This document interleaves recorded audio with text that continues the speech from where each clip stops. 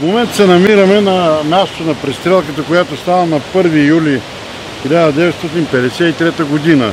Точно тук, това отпред е моста, а тук е поста, който граничарския пост, наряда, който е зашъл тук. И тук е става престрелка, тук отгоре са дошли, пак ги наричаме диверсанти, диверсионна група. И вече той ме заповядано, стой, няма да преминете, и почва една престрелка. Отсреща веднага на мушка попада Ганев, убита тук е Александров, който е прикрит и отгоре не го фаща куршум, те свърли гранати, за да може някой шрапнел да го порази. И той е ранен всъщност. Година си бил тук? 52, 53, 54 година. 52 година се направи тук. Той изпраща Дончо Ганев наряд. Той го изпраща наряд. Тук няма никой с кого мога да споделям аз сега. И Дончо, когато го убиха тук, аз съм го носил долу до моста, за да се качи и да се погребе в неговото село и така нататък. На 7 октомври 2022 година планинарите от Незабравка Септември се намират в град Доспат. Това е къща Станоеви, разкошно място за отдих. Тази вечер ще бъдем тук. В момента планинарите си подготвят вечера. Утре сутринта ще вземем участие в юбилейна среща на граничарите от застава Црънча. Ще има тържество на застава Црънча, едно събитие, което ще бъде запомнено от планинарите, нещо, което се случва много рядко. Тази вечер е особено важна. Имаме среща с нашите приятели от група Незабравка, а пък утре ни предстои посещение на граничната бразда с граничари и ветерани, които са стари граничари и честват празник, който е посветен на граничаря. Така че в тая чест и в тяхна чест и специално поздрав за групата от Незабравка ще изпълним песента "Кога зашумат шумите, буките".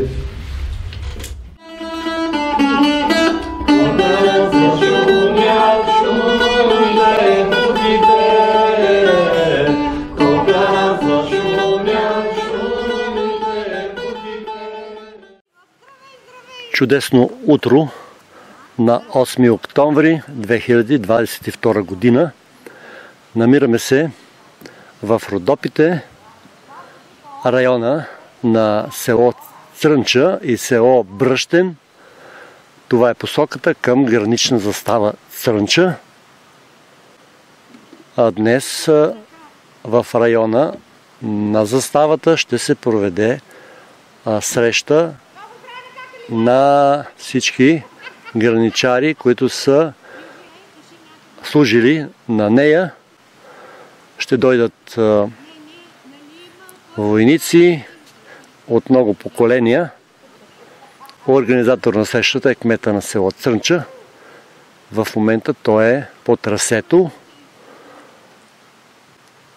Трябва да изнесе уредбата. Ние ще го изчакаме тук, а може и да тръгнем пеш. Той ще се върне за нас. А това е река Доспатска, която може да бъде и много лоша. Групата е нетърпелива. Ще поемем нагоре. Нашите домакини пристигнаха.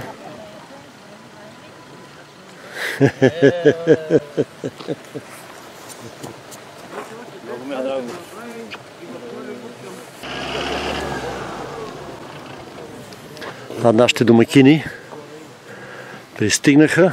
Сега ще направим и организация.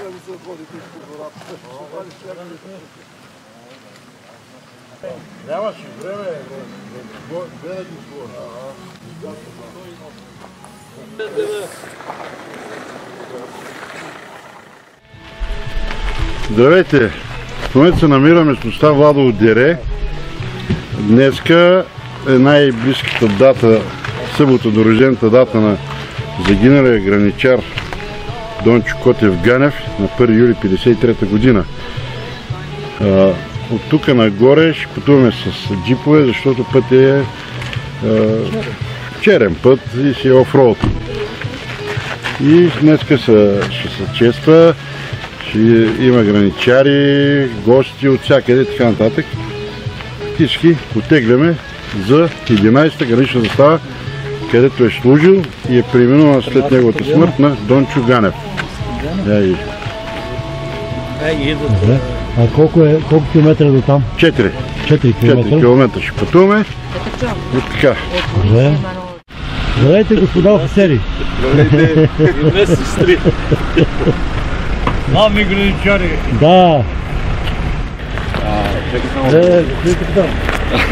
Бек капитан! Той е майор! Тога! Да, Евгений Попов, той ще снима, ще направи филма. Трябва да тръгват нагоре, другите да стават тук, че нагоре не може да се качим. Добре. Искаш ли да се качим вече горе, като пристигат ти да ги снимаш? Да. Бай, Станке! Ето ме! Той ще иска после горе специално интервю от него да вземе. Само да не би отдана, че го кажеш никъде. Станкето тук. Добре, окей. Той ще да се качи при нас. Да, първо да се качи, да мога. Благодаря, къде си ни довел на хубаво мероприятие. Да, благодаря и на организатори.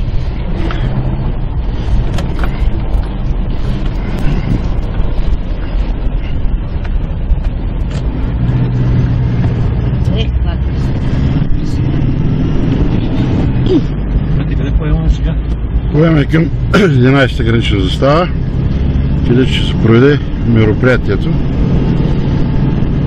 където е служил. Посоката е връщане. Ами, посоката е връщане, но след малко ще смениме. След малко. Рутинна служба. Обхождат си района. То си имаше така наречената КСП-то, контролно-следова полоса. Това всичко се поддържаше 6 метра рохкаво се ореше, да може всяка една стъпка, която стъпи да се види, те си обхожда районите.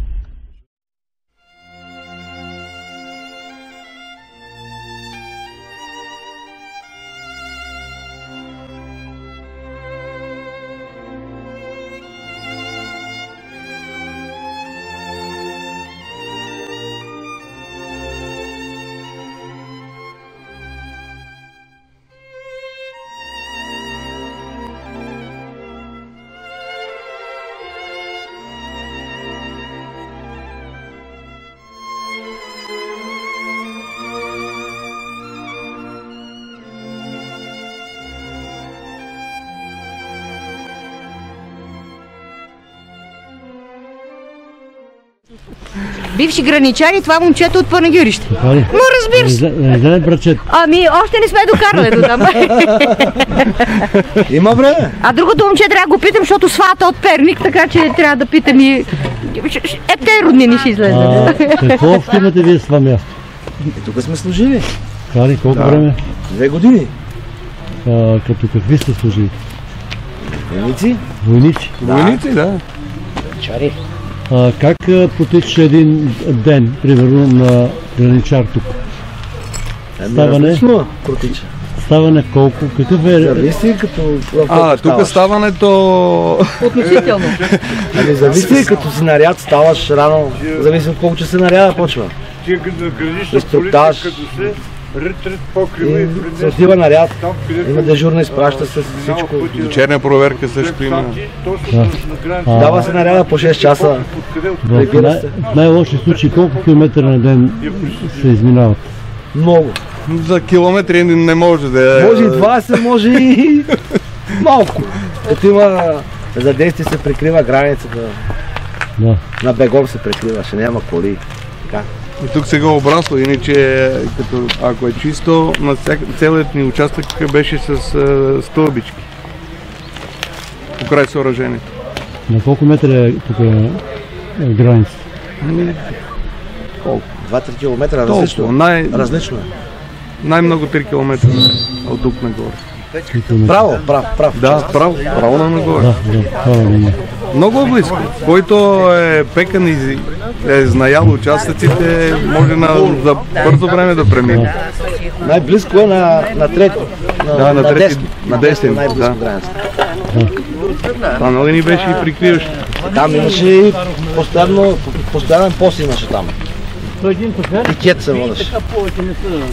Често ли сте дигали по тревога или...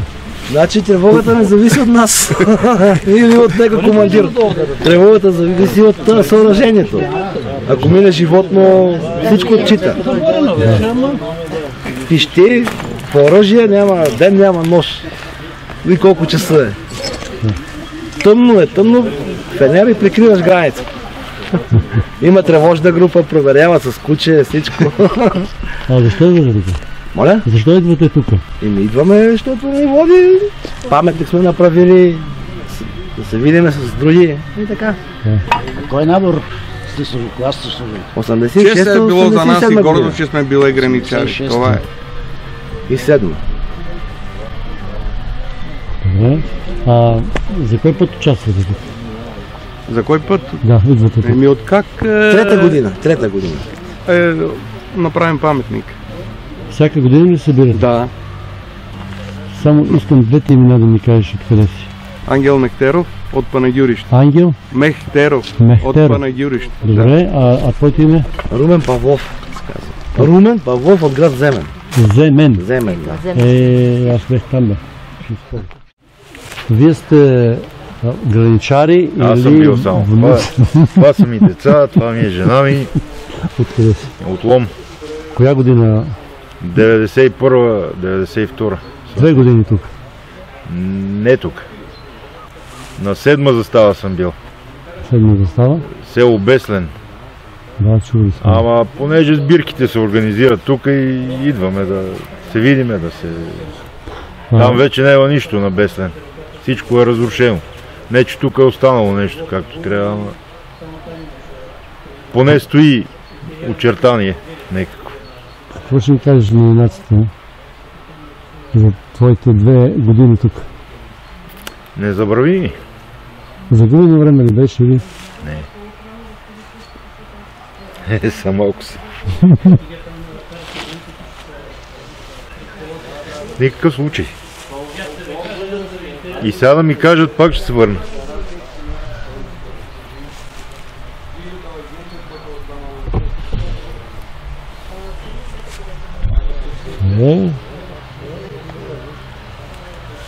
Жалко за тех, че живеят вече по друго време. Само искам да ми кажеш двете имена, защото после за филма да те запиша. Цветомир Антов се казва. Цветомир Антов от Лом. От Лом ли си? Добре. Служил на 7-ма застава, Беслен. И така. Готов маратонец. Абсолютно. По всеко време. Добре.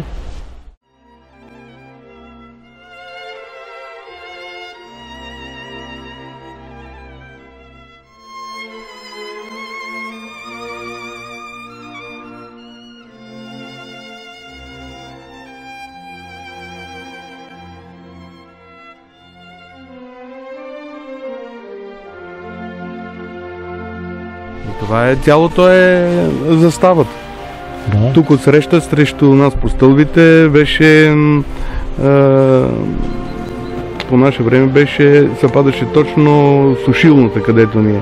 До нея беше в дясно столовата, от лявата страна беше вещевия склад и старшината там продуктите. И вече почваха стаите, помещенията, където.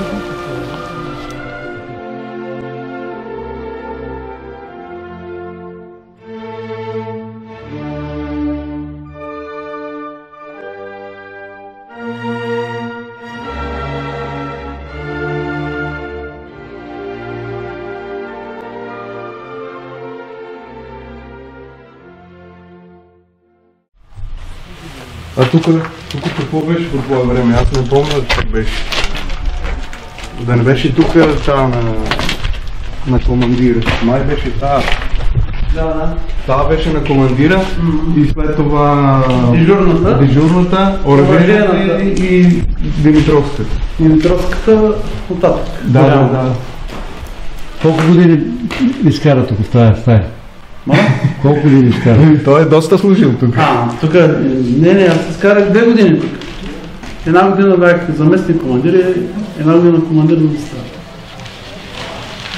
А след това къде продължи служба? В армията. В армията ли?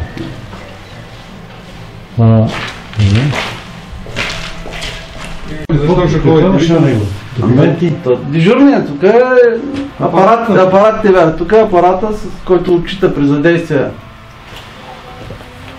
Кой участък е задействан? Документацията всичко. Нещо не може да си познаете тук сега. Не може как да се познаете.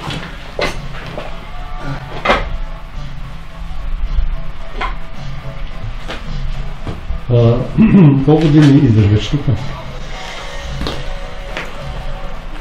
4-та или 5-та година. Подред?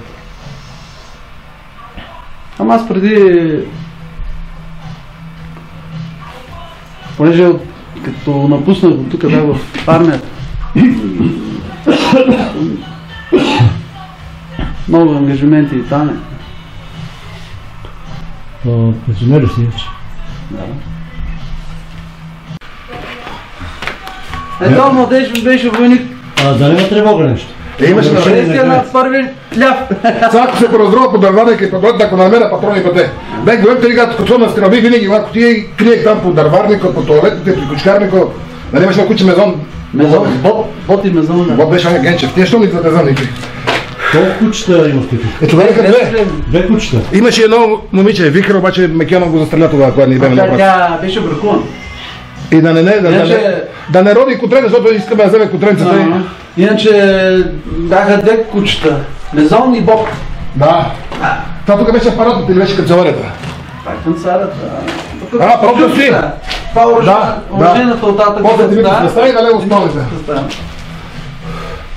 Виж как се качих. Имах един случай. Тук ще бе качени на заставата и не дека поснали гарнизон с преспиване. И Гоци стои стоех до Дупница, до вкъщи. И нещо ме закрака до Гоци, стои там некъв зил. Обаче той е зил за Доспат и ме остави между Доспат и Садовча. И оттам през 5-6 баира, до тук, до Еси към Бечета, към сигурно към место си това 5-11-12. Беше дигнат отряда по тревога, Здравко беше дежурен, само докладва, няма го, аз прибирам там другар от полковник, донеси боеца от бой. Чека да сигурно да тръгна да надират под... Как не ме взяха? Мечки да не знам тогава. Мечки бяха. Това на колко баири мях? Сигурно 4-5 баира и то само минем един бари към аз стигам. И виждам, видя ли друг баир? Мале, няма, имаше една серпентина, нещо, викам, няма нищо. И беше накрая, виждам, я викам, леле слава Богу. Гасна сам. Как си казваш? Димитър. Димитър кой? Кирило Георгиев. Димитър Георгиев от къде си? Аз съм от Мало Сема, София живея вече отдавна. От София, добре. Но тук беше войник. Тук бе войник, да, тук бе години. Ще ми да потърсим някакви патрони. Може да намерим нещо. То тогава имаше стрелби с автомати нагоре стрелбището и намерих начин по една кутийка и за туалетните, между дърветата, за кучкарника. Привет, нали?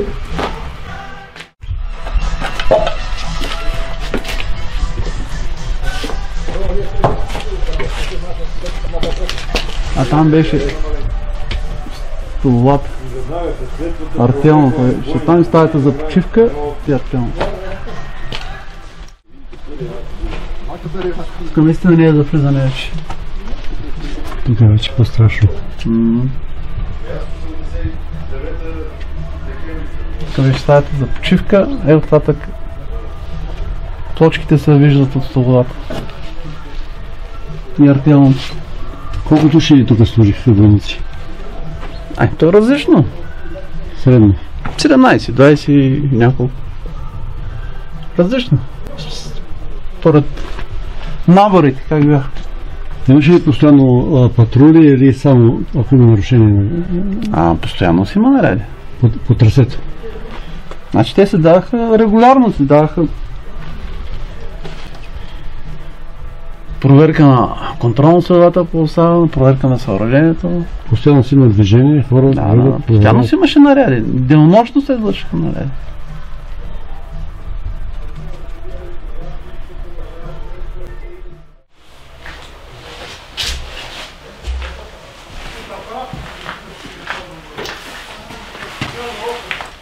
Това помещение е било складово. В момента виждам една кутия за влажна боя и една рамка. Предполагам, че в нея се е намирал ликът на Васил Левски или някой истински българин.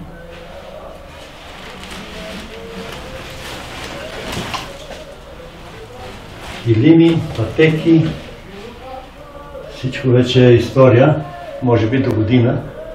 Тук няма да може да се влиза, а доста е опасно.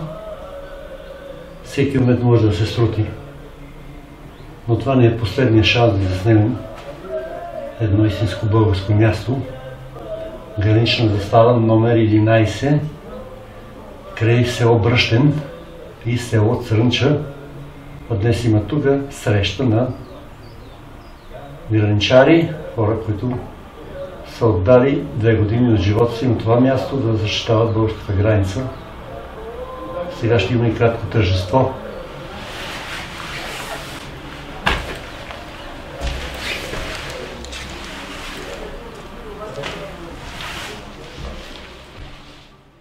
Така, моля за малко внимание към всички. След 5 минути започваме, така че ако обичате, заемете местата си.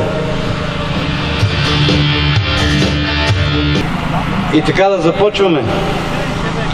Уважаеми гости, скъпи бойни другари, моля всеки, който чувства, че може да държи все още автомата, да заповяда в строя. Бойци, 2 редици, строй се!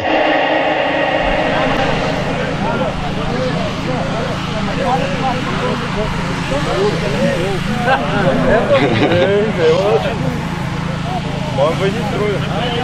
А къде надолу? Да.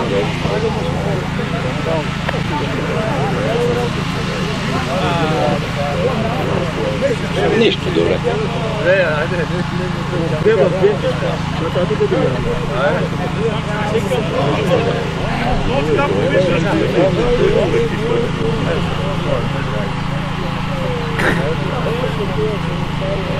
Разниц. Мирно. Надя. Сно. За вдигане на флага на Република България. Мирно.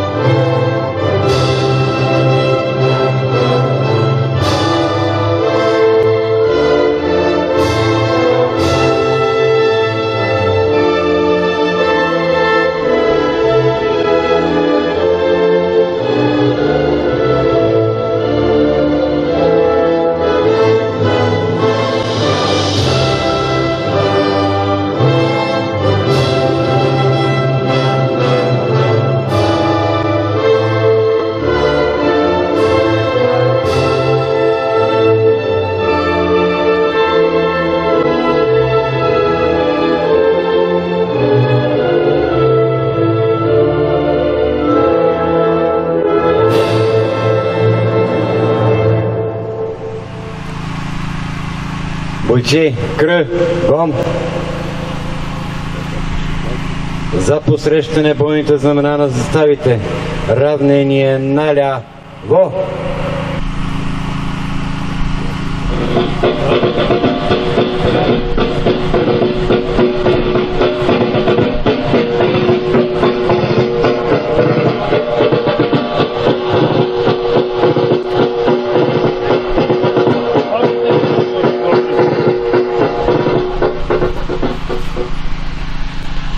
Дами и господа, строй, свободни сте. Дами и господа, стана традиция да правим тези срещи на 16-ти граничен отряд около рождената дата на един от героите на гранични войски на 16-ти отряд Дончо Ганев. В понеделник той щеше да навърши 90 години, ако не бе останал завинаги на 20. Моля с едноминутно мълчание да почетем паметта на Дончо и на стотиците други граничари, останали над по 20 на граничната бразда.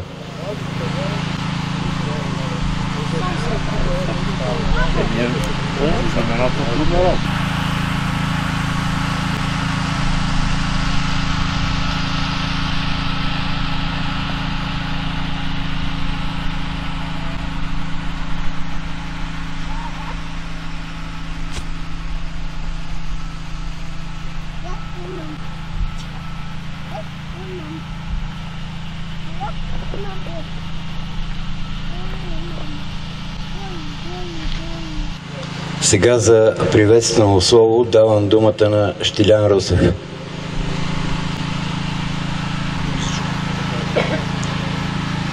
Уважаеми близки на героя на гранични войски Дончо Ганев,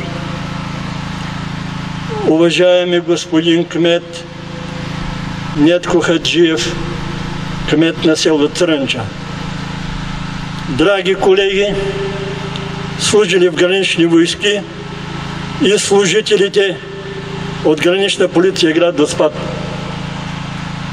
В навечерието сме на един бележит и значим за нас юбилей.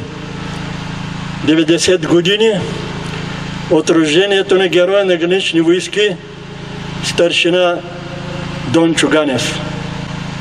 Кратък е неговият жизнен път. Нишката на живота прекъсва едва на 20 години, но живот, изживян достойно, достигнал до най-високите върхове на безсмъртието. Дончо Котов Ганев е роден на 10 октомври 1932 година в село Паничери, Пловдивско, в семейството на Кото и Мария Ганеви. Служи на 11-та гранична застава. По време на службата се проявява като съзнателен, дисциплиниран и изпълнителен боец. Проявява другарско отношение и отзивчивост към останалите граничари в заставата. Особено се привързва към ефрейтор Александър Александров от стария набор. Двамата са почти неразделни.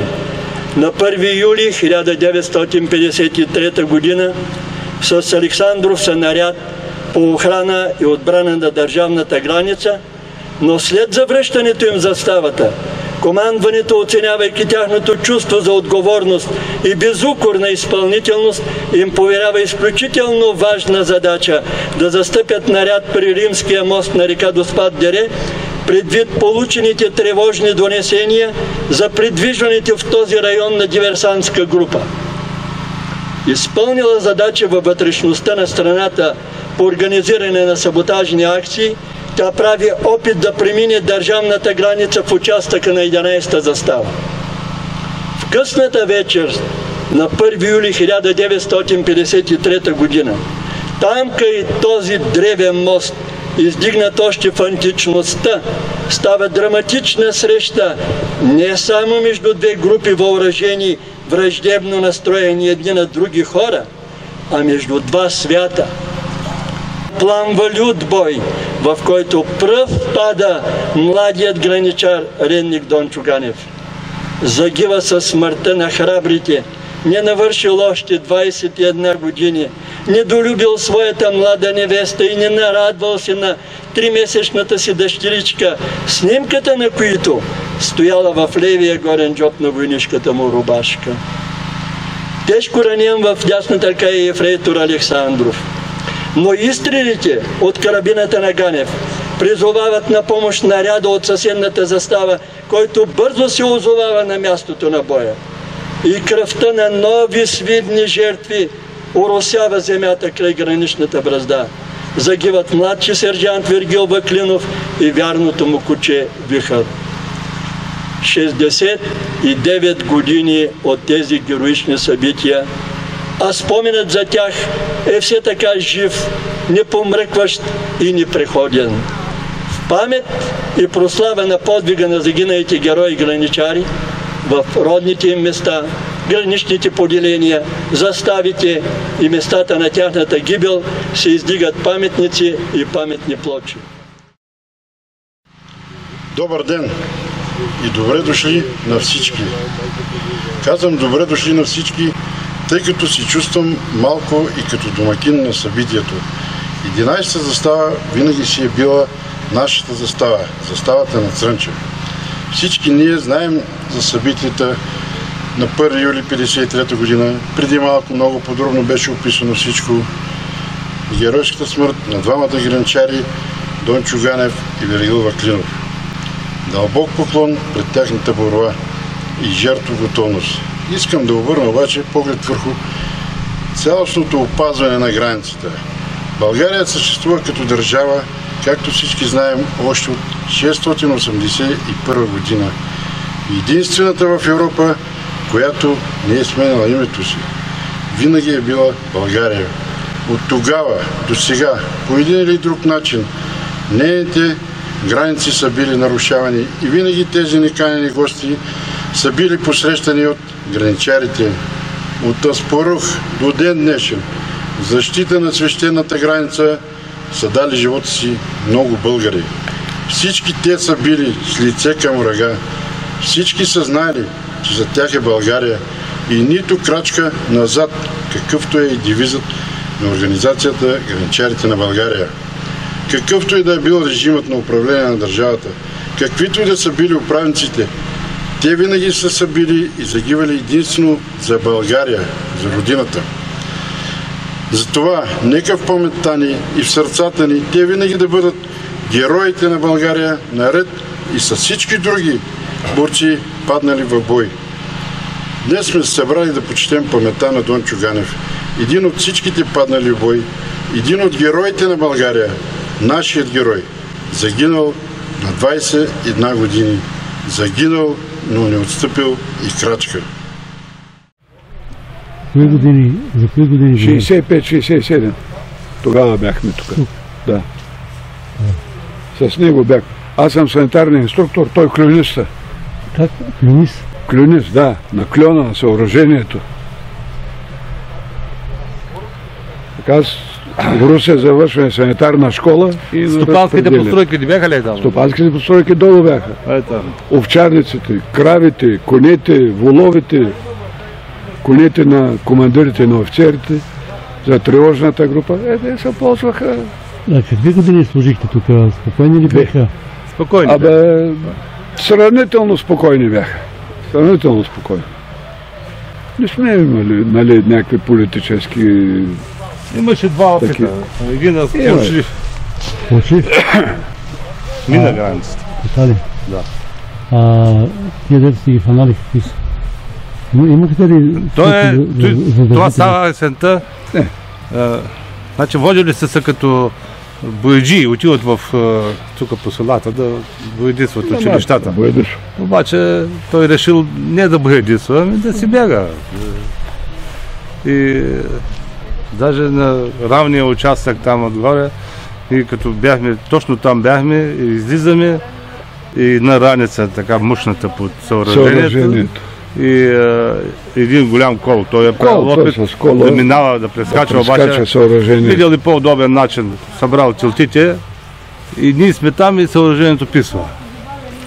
И се фанахме от чудо, обаче с нас имаше лейтенант, защото бяхме излезли да правим разстановки за сигнализация, за определение посоката на нарушението. Ако е от кльона към той нещо, ако е от... Ако е от съседната към нашата, но да се разбира откъде на къде. Не успяхме. Не успяхме. После го другия път. Не знам дали заказване, да не би да записваш. Не, защото излязоме на границата горе и командира казва, спасение няма. Оставяте всичко тук. Един остава да пази оръжието, шапките, коланите. След него. Влязохме в Гърция. Влязохме в Гърция и беше голям скандал, защото от Гоце Делчев пристигнаха тук, докато излезем 3-4 часа бяхме в Гърция. Са били на ръба, ако да усетят гърците, почнат да нагърмят, нашите няма да наприемат и те ще нагърмят. Ще каже, че са избягали за бегалци. За дезертьори.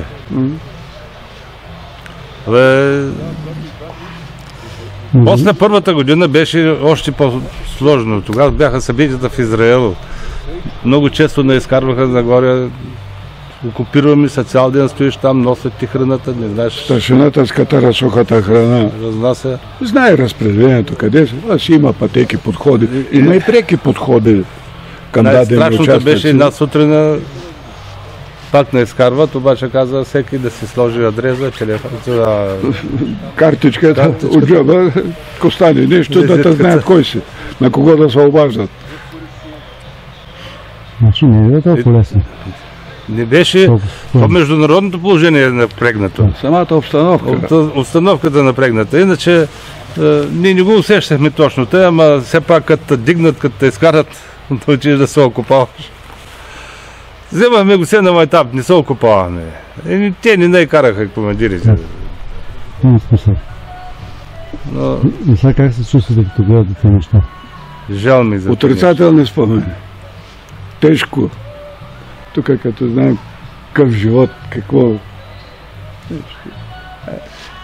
Той е купен. Там имаше и на пейка, Иване. Да. Там. Като си дойдях от нарядта, там изпразвахме. Там беше пирамидата за контролен, трябва да знае паметта, да дава контролен срещу ската, срещу бебе. То е така, самата пирамидата е насочена, да, контролен с автомат. От време на време на заставата идеше пета служба. Той момче служи. Знаеш го? Най-станке. Да. Сега само искам твоето име да чуя, двете имена. Твоите двете имена, откъде си? Аз съм от Самоводене, Търновско. Самоводене, Търновско, а двете имена как сте? Никола Иринков. Никола? Иринков. И Ринков. Да. Добре, а твоето? Моето Иван Стойчев се казва. Иван Стойчев? Сухиндол съм, Търновско. А ти коя година си бил тук? 52, 53, 54 година. 52 година се направи тук. Той изпраща Дончо Ганев наряд. Той го изпраща наряд. Тук няма никой с кого мога да споделям аз сега. И Дончо, когато го убиха тук, аз съм го носил долу до моста, за да се качи и да се погребе в неговото село и така нататък. Вергил Ваклинов, другата състава. Мой набор 31. Кучето Вихар, дето е Александров е с мене, също 31. Спомените, това са преди 70 години. Ние сега честваме 69 годишнината на Дончо, както убит. И 90 години от неговото рождество. Така, само един момент. Сега още малко искам още малко искам да си поговорим. Ти спомняш ли си как протече този ден, когато стана това събитие там на моста? Имаше ли някакви установка? Имаше ли обстановка? Как тръгна този ден така? То през деня не е това. Това не е през деня. Това е всичко нощно време. След 10 часа и половина и 11 часа. След като отива нашия наряд доле да служи. Значи отива да служи, защото него се даваше наряд от Бръшлен. А после от тук прокара се една пътека, която през гората да не се вижда, защото Църнца се наводява и се вижда наряда, когато отиваше от Бръшлен за доле до Римския мост. И се прокара и почнаха от нашата застава да се дава там наряд. И нощно време се дежураше, а през деня не се дежураше, защото да се вижда насам нататък. И нашия наряд отива Дончо и Александров към 10 часа, цяла нощ там, отива, вземат си местата си от към Църнча, не от сам, защото ние охранявахме границата, не от наша страна, охранявахме границата от гръцката страна. Ние очакваме се неприятели, бандити, които рушиха нашата нали, саботажи правиха, не знам какви неща правиха тук и пазихме границата това. Момчетата, всичките, които бяхме тук, бяхме достойни, всички от селско работещи семейство бяхме и с достоинство изпълнявахме своя си дълг. И като отидеха те там станаха събитията. Добре. Напред.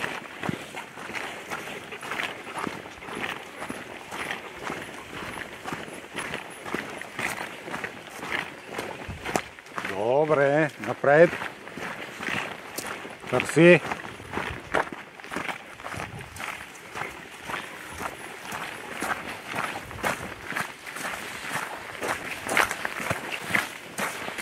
Напред.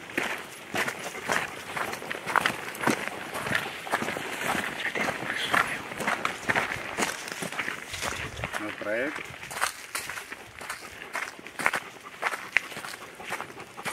Търси.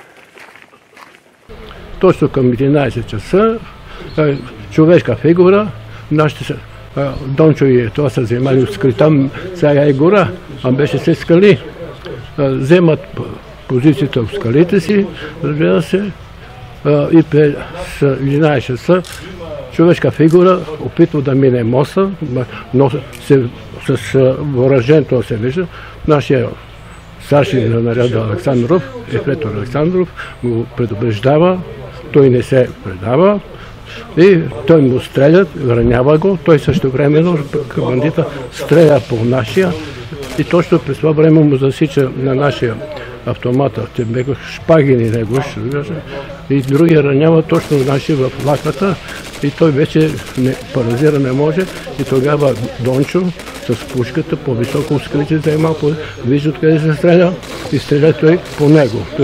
Стреля единия крушо, стреля втория, но пушката издава искри. А автоматите, стрелбата от автоматите, звука е много по-слаб, а от пушката е много по-силен. И като стреля пушката, на нашия застава, тук дежурен беше Кольо Москов, и тук беше беседка, тук се чува тук. И веднага тревожна, имаме тревожни групи, които отиваха веднага долу. А тия задържаните откъде ли? Сега, тая история, аз имам сведения, те са откъде са. Така както се дава смъда, пак са българи. Българи са Гоце Делчевско, тук Варвара, Пазарджишко и така. Аз имам инструкция, която съм вземал, ми даде един Стойо, който беше служил офицер от Девин, разбира се от него. Но тук са, но са бегали са, те са завербовани, забегали са и са работили към английското разузнаване. Значи от Варвара и от другаде... И тук Гоце Делчевско има, къде е друго место беше. Трябва да...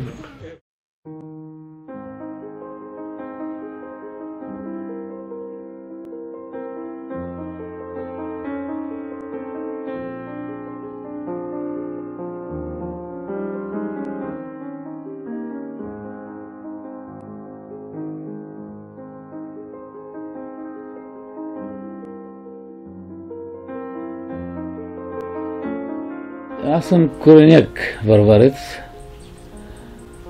Бил съм тогава на 3 години дете.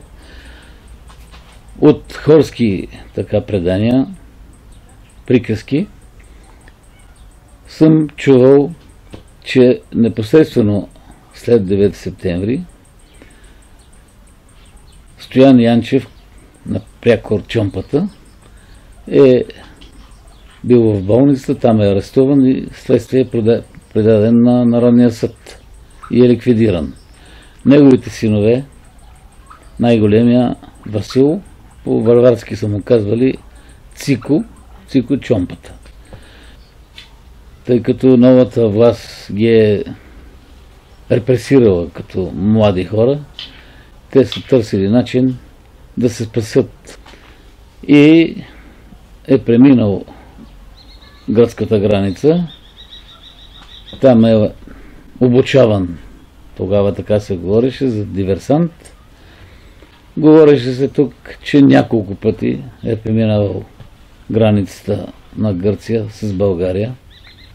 Тук в Варварския Балкан и Семчинския помили скали се е укривал.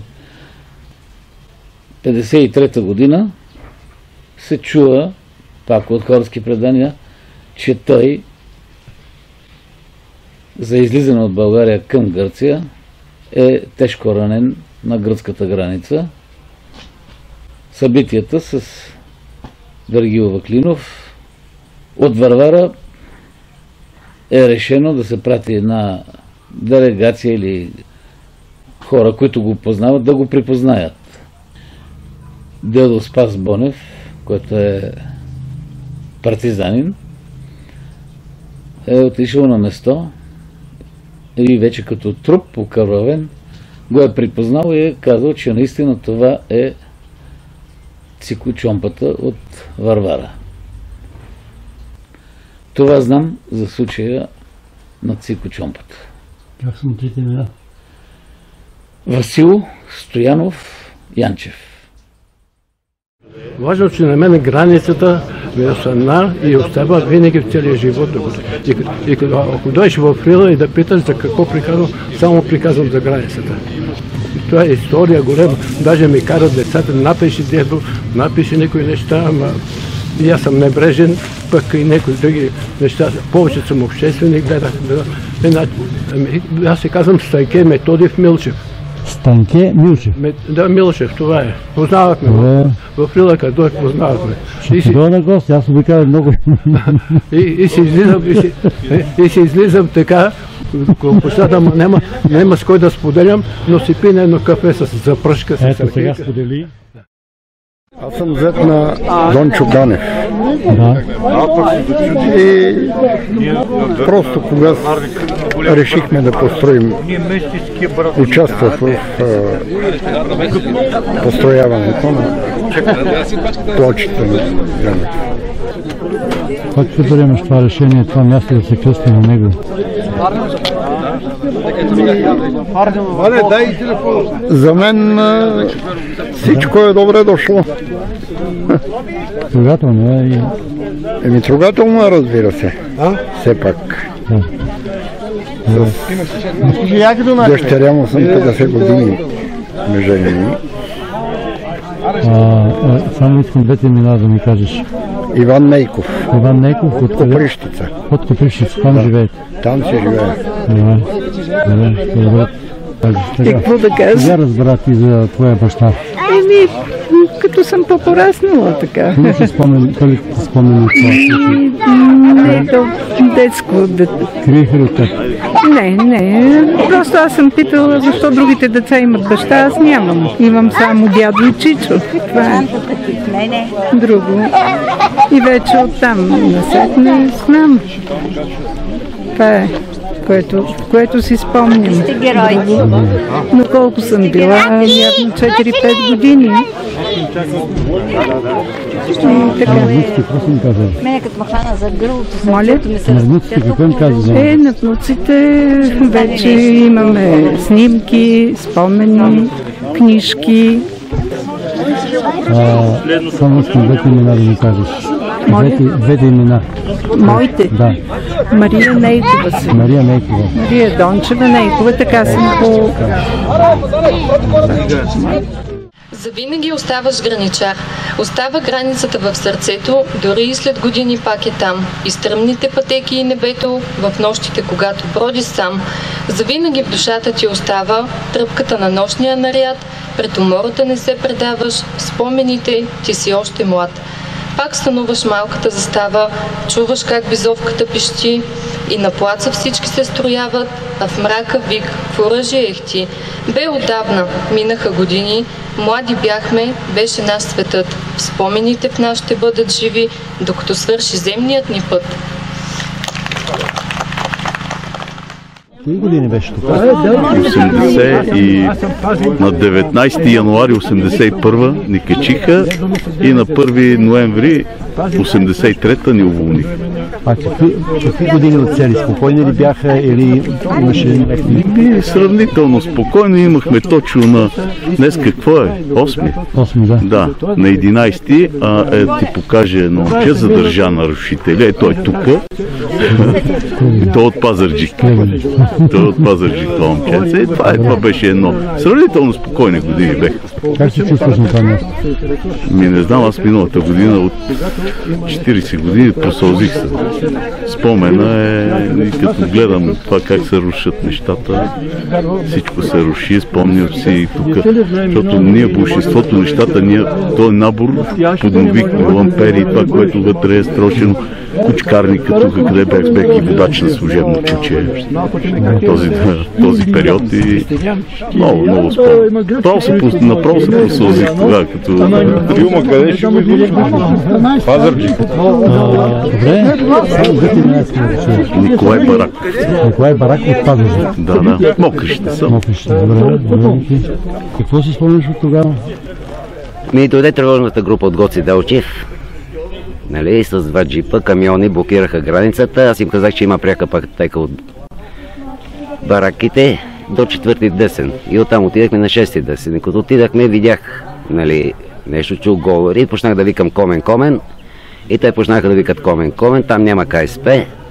Там е много стръмно и беха седнали и ядат шоколад. Командира, който заместваше нашия командир, тръгна напред. Аз за страни залегнах, защото не знаехме какви са, дали са въоръжени. Хванахме ги, те си дадеха шоколад и ги прибрах. Какви беха? Мъж и жена германци.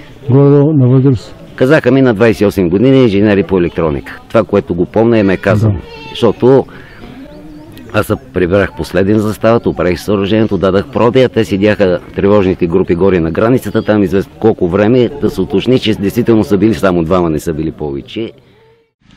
Достолетни, красиви мъже на България. Аз поздравявам с цялата си душа и сърце вашата прекрасна младост. Виждам как вашите стъпки тук отекват или по другите застави. Но вие сте доблестните, смели, най-добри мъже на България. Защо? Защото граничар да бъдеш е най-свещеното нещо. Всички вие сте били проучвани. Всички вие сте били най-смели, най-мъжествени, най-патриотично отдадени, с страшно добър морал и етика, за да можете безрезервно да се отдадете на нашето пазителство на границите. Аз за пръв път участвам в такова мероприятие, макар че почти 30 години съм дала на армията. Поздравявам това, че вие сте се превърнали в така добри и достолетни мъже, с семейства, с внуци, отдадени изобщо на България. И отдавам своя поклон за падналите ваши другари, за тяхната останала вечна младост сред тези прекрасни гори. Благодаря ви от сърце. Весел празник!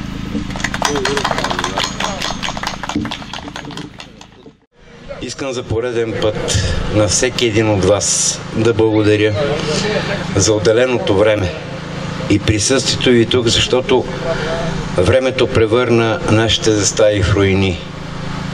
Живия пример в момента е зад вас. Но докато бие едно граничарско сърце, аз вярвам, че спомените за момчетата на 20 с зелени пагони ще живеят. А дано и след нас. Благодаря ви.